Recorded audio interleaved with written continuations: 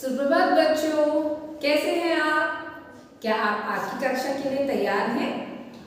आज पता है हम आज क्या पढ़ने जा रहे हैं? आज हम हिंदी व्याकरण का पाठ 20 शुद्ध भाव ग्रहण पाठ का पठन तथा अभ्यास कार्य करेंगे।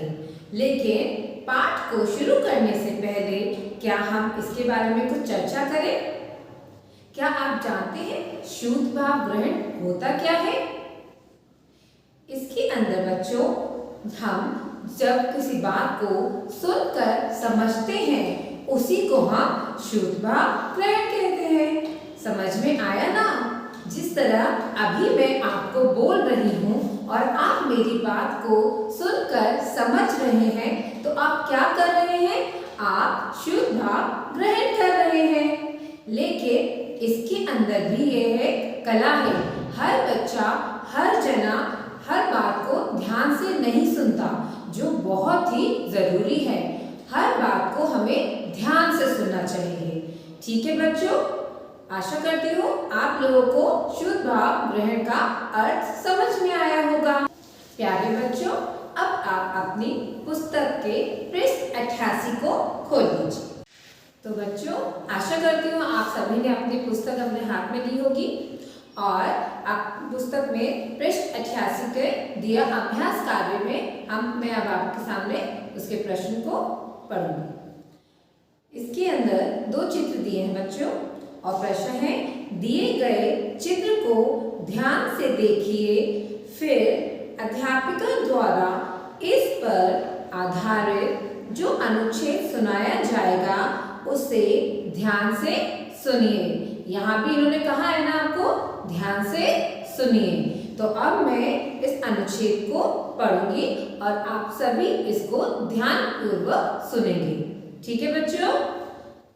चलिए, तो अब मैं इसको पढ़ती हूँ।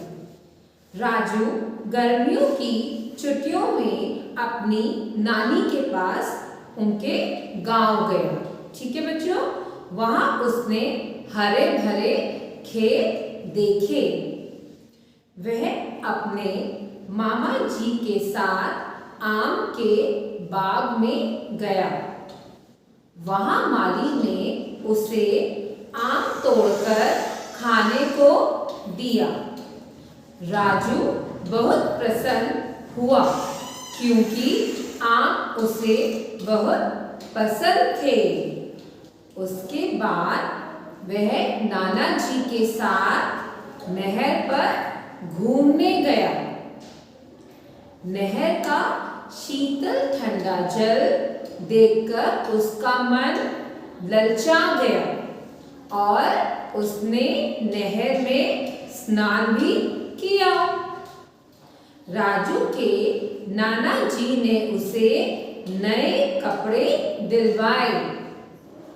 नानी जी भी उसे रोज रोज कटोरी भरकर खीर खिलाती थी।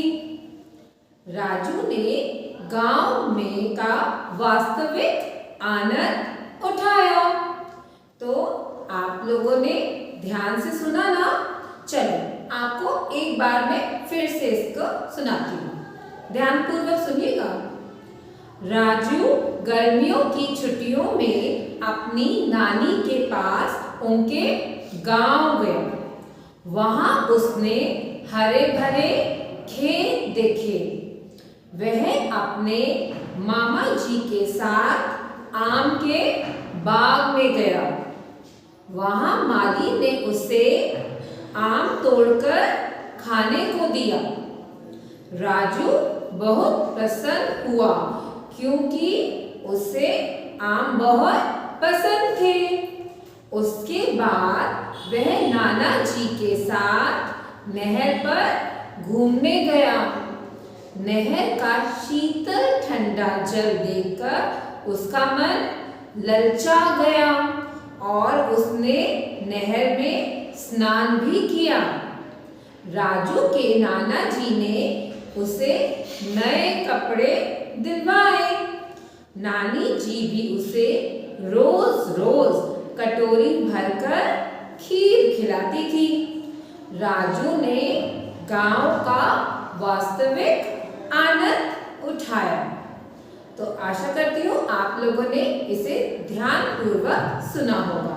अब मैं आपसे इससे कहानी से अनुच्छेद से जुड़े कुछ प्रश्न पूछूंगी, ठीक है? तो आप उसके उत्तर दीजिएगा। तो बच्चों, आप अपनी कलम और पुस्तक तैयार रखिए। अब मैं कुछ प्रश्न आपसे पूछूंगी और आप उसके उत्तर अपने पुस्तक में लिखेंगे, ठीक है बच्चों? तो हम अब प्रश्न के उत्तर भी देंगे। निम्नलिखित प्रश्नों के उत्तर लिखिए। तो इसमें पहला प्रश्न क्या है बच्चों? गर्मी की छुट्टियों में राजू कहाँ गया था? तो इसका उत्तर क्या होगा बच्चों? गर्मी की छुट्टियों में राजू अपनी नानी के पास अपने गांव गया था, ठीक है बच्चों? चलिए अब हम इसका दूसरा प्रश्न करते हैं। मामा जी राजू को कौन से बाग में लेकर गए? तो इसका क्या उत्तर होगा बच्चों? मामा जी राजू को आम के बाग लेकर गए। कौन से बाग गए? आम के बाग, ठीक है बच्चों?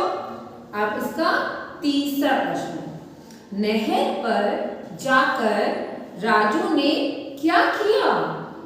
तो इसका उत्तर क्या होगा बच्चों? इसका उत्तर है नहर पर जाकर राजू ने नहर में स्नान किया। है ना आसान? अगर हम ध्यान से सुनेंगे अनुच्छेद को तो उसके उत्तर भी दे सकेंगे। अब इसका चौथा प्रश्न। नाना जी ने राजू को क्या खरीद कर दिया? ये तो बहुत ही आसान है बच्चों। नाना जी ने राजू को नए कपड़े खरीद कर दिए। अब पांचवा प्रश्न। नानी राजू को रोज क्या खिलाती थी? नानी राजू को रोज कटोरी भरकर खीर खिलाती थी। आपको भी खीर पसंद है ना? चलिए अब हम छठा प्रश्न करेंगे और ये हमारे अभ्यास कार्य का आखिरी प्रश्न है बच्चों। तो आप ये प्रश्न का क्या है? नानी के गांव में राजू ने क्या देखे? बताओ। नानी के गांव में राजू ने हरे भरे खेत देखे, ठीक है बच्चों? है ना आसान? तो मजा आया?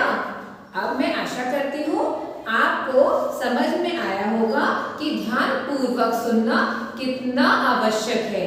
अगर हम ध्यान से बातों को सुनेंगे तो हम सही से उत्तर दे पाएंगे, ठीक है बच्चों? चलो आज की कक्षा यहीं पर समाप्त होती है, ठीक है? धन्यवाद।